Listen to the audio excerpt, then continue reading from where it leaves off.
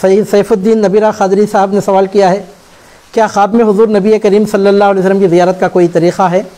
ایسے پاک سوالات پاک دلوں میں ہی پیدا ہوتے ہیں۔ بہت اچھا سوال آپ نے کیا ہے۔ سرکار پاک صلی اللہ علیہ وسلم کی زیارت کا شوق اگر کسی کے دل میں پیدا نہیں ہوتا تو اس کے مسلمان ہونے میں شک ہے۔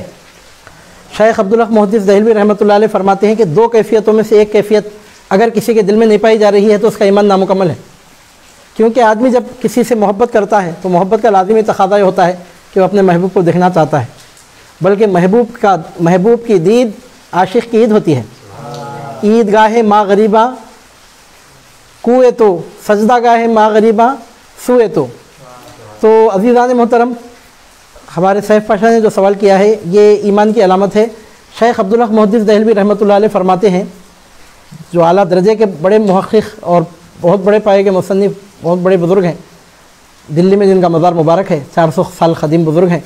مدارج النبوہ وغیرہ جن کی تصانیف مبارکہ سے آج بھی لوگ استفادہ کرتے ہیں۔ تو سیدنا عبدالحق محدث دہلوی قدس اللہ تعالیٰ سرہ العزیز ارشاد فرماتے ہیں، مطلب یہ کہ اصل میں یہ ارشاد مبارک سیدنا قاضی ایاز مالکی مکی رحمۃ اللہ علیہ کا ہے۔ اصل میں یہ ارشاد مبارک سیدنا قاضی ایاز مالکی مکی رحمۃ اللہ علیہ کا ہے۔ وہ فرماتے ہیں کہ جب تک سرکار صلی اللہ علیہ وسلم کی محبت ثابت نہیں ہوگی آدمی کا ایمان ثابت نہیں ہوگا۔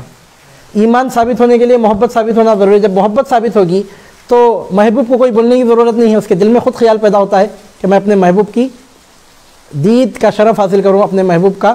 دیدار مجھے نصیب ہو، میرے محبوب کا دیدار مجھے نصیب ہو۔ تو قاضی ایاز مالکی مکی رحمۃ اللہ علیہ فرماتے ہیں کہ ایمان کی تکمیل کے لیے دو باتوں میں سے ایک بات کا شوق دل میں پیدا ہونا ضروری ہے۔ اگر دونوں شوق کسی کے دل میں پیدا نہیں ہوئے تو اس کو سوچ لینا چاہیے کہ اس کا ایمان کون سے درجے میں۔ دو باتوں میں سے ایک بات کا شوق اس کے دل میں پیدا ہونا، یا تو یہ شوق پیدا ہونا کہ حضور نبی کریم صلی اللہ علیہ وسلم کا دیدار انور خواب میں ہو، خواہش شدید اگر دل میں پیدا ہو رہی ہے، الحمدللہ اس کے مسلمان ہونے کی نشانی ہے۔ یا پھر دوسری علامت اس کی یہ ہے، کیونکہ سرکار صلی اللہ علیہ وسلم بظاہر عام لوگوں کی نظروں سے پردہ فرمائے ہوئے ہیں، تو اس نشانی کے ظہور کا ایک دوسرا طریقہ ہوتا ہے کہ بندہ مومن کے دل میں خیال پیدا ہوتا ہے، اے کاش کہ مدینہ منورہ میں حاضری نصیب ہو۔ یا تو سرکار صلی اللہ علیہ وسلم کو خواب میں دیکھنے کی خواہش پیدا ہونا، یا پھر اس کا سیکنڈ آپشن یہ ہے کہ مدینہ منورہ کی حاضری کا شوق دل میں پیدا ہونا۔ یہ دو باتوں میں سے اگر ایک بات بھی اگر کسی کے دل میں پیدا نہیں ہو رہی ہے تو اس کے ایمان میں نقص ہے، اس کو سوچنا چاہیے، اس کو غور کرنا چاہیے کہ اس کا ایمان کون سی منزل میں ہے۔ میں یہ نہیں بول رہا ہوں کہ سرکار صلی اللہ علیہ وسلم کو خواب میں دیکھ لینا ضروری ہے، کب ہوگا کیسے ہوگا کرم ان پہ چھوڑ دے، ہم کو تو ان کے در کی غلامی پہ سے کام ہے۔ اب یہاں پر ہم کو پورا تکمیل تک پہنچانا نہیں ہے، ارادہ کر لیے سرکار صلی اللہ علیہ وسلم کے دیدار کا، انشاءاللہ تعالی ایمان ثابت ہو گیا۔ اگر کوئی مدینہ منورہ کو جانا چاہتا ہے لیکن اسباب مہیا نہیں ہوئے، 60-70 ہزار روپے کی بات تھی، اب تو یہ کرونا وغیرہ کے بعد لاک ڈاؤن کے بعد سننے میں آ رہا ہے 1,00,000-1.5 لاکھ کی بات ہوگی۔ کیا ہر ایک کے بینک کا اکاؤنٹ میں 1.5 لاکھ روپے جمع ہوتے ہیں جانے کے لیے مدینہ منورہ کو؟ تو جا نہیں سکتے خواہش رکھنے کے باوجود، تو ایسے لوگوں کے لیے کیا ہے؟ تو جو مدینہ منورہ کی خواہش کا ارادہ رکھے اور اسباب مہیا نہیں ہونے کی وجہ سے اگر اس کو حاضری نصیب نہیں ہوئی تو اکابرین امت فرماتے ہیں مدینہ منورہ کو گئے بغیر مدینہ منورہ کی حاضری کرنے والوں کی فہرست میں اس کا نام شامل ہو جاتا ہے۔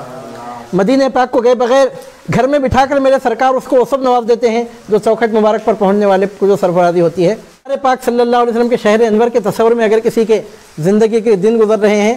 تو ایسا ہی گویا کہ مدینہ منورہ کی حاضری ہو گئی۔ جو مدینہ کے تصور میں جیا کرتے ہیں، جو مدینہ کے تصور میں جیا کرتے ہیں، آپ دیکھیے کیسی رحمت نازل ہو رہی ہے۔ یہ بھی مدینہ منورہ کا ایک ٹکڑا ہے ہمارے لیے، یہ بغداد کا ٹکڑا ہے، بغداد مدینہ منورہ کا ٹکڑا ہے۔ محرومی کسی کے لیے نہیں ہے، صرف عرب والوں کے لیے نبی بن کر نہیں آئے، ہم ہندوستانیوں کے لیے بھی آپ کی رحمت سرکار صلی اللہ علیہ وسلم کی آل پاک کی شکل میں موجود ہے۔ جو بات نبی میں ہے وہی آل نبی میں، اس کا ایک چھینٹا تو ہمارے درمیان بھی موجود ہے۔ عزیزان محترم،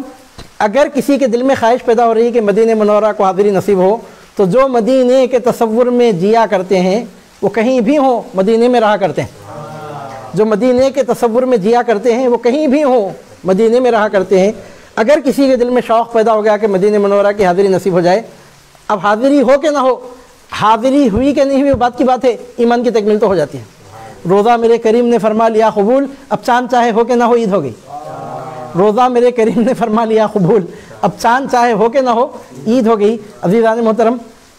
یہ حضور نبی کریم صلی اللہ علیہ وسلم کے کرم کے معاملے ہوتے ہیں۔ تو سیف پاشا نے جو سوال کیا ہے یہ ہمارے پورے ناظرین سامعین کے لیے بہت اہمیت رکھنے والا سوال ہے کہ حضور نبی کریم صلی اللہ علیہ وسلم کی زیارت خواب میں کیسے ہو سکتی ہے؟ ہم اپنی اوقات کے دائرے میں رہ کر ہی یہ بات بول سکتے ہیں، وہ تو کرم کی بات ہے، جس پر چاہے کرم فرمائے۔ بعض لوگ متقی زاہد پارسا پرہیزگار ہوتے ہیں، برسا برس ان کو دیدار نصیب نہیں ہوتا، اور بعض گناہ گاروں پہ ویسا کرم فرماتے ہیں کہ شان رحمت للعالمین نظر آ جاتی ہے، وہ کرم کی بات ہے۔ ایک طریقہ ہم البتہ سرکار صلی اللہ علیہ وسلم کی بارگاہ اقدس میں خراج غلامی پیش کرتے ہوئے یہ کہہ سکتے ہیں کہ اکابرین امت فرماتے ہیں کہ جو درود و سلام کی کثرت کرتے ہیں، سرکار صلی اللہ علیہ وسلم کی جو محفل میں اب یہ جو پونے 2 گھنٹے سے آپ 3 گھنٹے سے آپ بیٹھے ہوئے ہیں،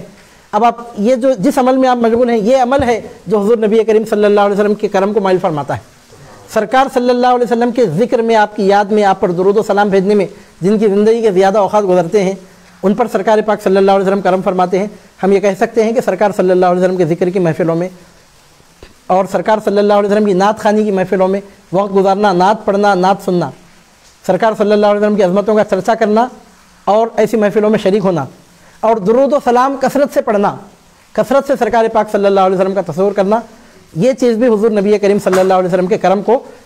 مائل کرنے والی ہوتی ہے، اور اس طرح بھی سرکار صلی اللہ علیہ وسلم کا دیدار نصیب ہوتا ہے۔ اور اس ضمن میں ایک بات میں ضرور عرض کروں گا، یہ میں اپنی طرف سے نہیں بول رہا ہوں، ہماری اوقات کیا ہے، مجال کیا ہے، بساط کیا ہے،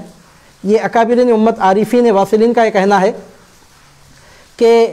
بطور خاص درودوں میں سے ایک درود ایسا ہے جس کو درود تاج کہتے ہیں، اور کئی عارفین نے مشاہدہ کیا ہے، تجربہ کیا ہے کہ کثرت سے جو لوگ درود تاج پڑھتے ہیں ان پر حضور نبی کریم صلی اللہ علیہ وسلم اکثر کرم فرماتے ہیں، اپنے دیدار جمال جہاں آرا سے مشرف فرماتے ہیں۔ تو اب اس کا طریقہ کیا ہے درود تاج پڑھنے کا؟ اس کے 2 طریقے ہیں۔ اگر زبانی یاد نہیں ہے تو آپ زبانی یاد کر کے پڑھ سکتے ہیں، یا اس کا دوسرا طریقہ ہے کہ زبانی یاد ہونے تک آپ دیکھ کے پڑھتے جائیں، پڑھتے پڑھتے آج نہیں تو کل یاد ہوگا، جب تک یاد نہیں ہوا دیکھ کر پڑھتے جائیں، دیکھ کر پڑھتے جائیں۔ بطور خاص جو لوگ حضور نبی کریم صلی اللہ علیہ وسلم کے دیدار کا شوق رکھتے ہیں، ہر مسلمان کے دل میں وہ شوق ہونا چاہیے، ضروری ہے، تو اس کے لیے بہترین نسخہ یہ ہے کہ درود تاج کا کثرت سے ورد کیا جائے۔ بعض عارفین کا کہنا ہے کہ بطور خاص جمعہ کی شب میں اگر درود تاج پڑھا جائے گا تو سرکار صلی اللہ علیہ وسلم کی زیارت اور کرم فرمائی کے لیے راستے کھل سکتے ہیں۔ اس کے لیے شرط یہ بتائی گئی کہ سونے والا باوضو بالکل پاک صاف حالت میں رہے، باوضو سوئے، کیونکہ جو لوگ بے وضو ہوتے ہیں ان پر اس طرح کے روحانی معاملات منکشف نہیں ہوتے۔ بات نکل رہی تو میں آپ کے سامنے عرض کر رہا ہوں، یہاں تو سرکار صلی اللہ علیہ وسلم کے دیدار مبارک کی بہت اونچی بات ہے، وہ تو ویسے بھی عام طور پر اچھے خواب دیکھنے کے لیے اور حالت نیند میں روحانی مکاشفات کے دروازے کھولنے کے لیے یہ ضروری ہوتا ہے کہ آدمی باوضو سوئے، کیونکہ جو بے وضو ناپاکی کی حالت میں ہوتا ہے، قرآن مجید کو چھونے کے قابل نہیں ہوتا، نماز نہیں پڑھ سکتا، تو اس پر روحانی سرفرازیاں بھی نہیں ہوتی۔ تو اس کے لیے ایک بات یہ بھی ضروری ہے کہ مطلب یہ کہ ایک طریقہ بنانا چاہیے کہ سونے سے پہلے وضو کرے اور باوضو سوئے، اور بطور خاص درود تاج کثرت سے پڑھنے والوں پر سرکار صلی اللہ علیہ وسلم نے کرم فرمایا ہے، لیکن کوئی گارنٹی نہیں دے سکتا وہ کرم کی بات ہے، بس آپ یوں سمجھ لیجئے کہ عارفین کا مشاہدہ ہے، تو آپ اس پہ فائدہ اٹھاتے ہوئے بطور خاص جمعہ کی شب کو اور عام دنوں میں بھی درود تاج پڑھتے جائیے۔ صرف درود بھیجنے کی نیت سے ہم درود پڑھتے رہیں، یہ الگ بات ہے کہ وہ کرم فرمانا چاہیں تو کرم فرما دیں، یا پھر اگر تاخیر بھی ہو تو ان کے کرم کی بات ہے۔ ہمارا کام نذران عقیدت پیش کرنا ہے، کب ہوگا کیسے ہوگا کرم ان پہ چھوڑ دے، کب ہوگا کیسے ہوگا کرم ان پہ چھوڑ دے، ہم کو تو ان کے در کی غلامی سے کام ہے۔